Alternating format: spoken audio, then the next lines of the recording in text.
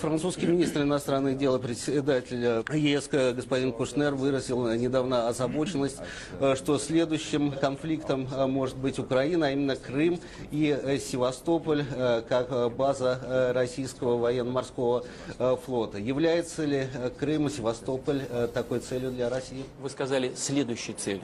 У нас не было и здесь никакой цели.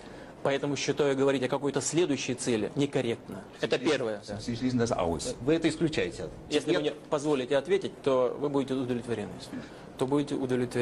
Значит, Крым не является никакой спорной территорией. Там не было никакого этнического конфликта, в отличие от конфликта между Южной Осетией и Грузией. И Россия давно признала границы сегодняшней Украины. Мы, по сути, закончили в целом и в общем наши переговоры по границе. Речь идет о демаркации, но это же технические дела. Вопрос о каких-то подобных целях для России, считаю, отдает провокационным смыслом.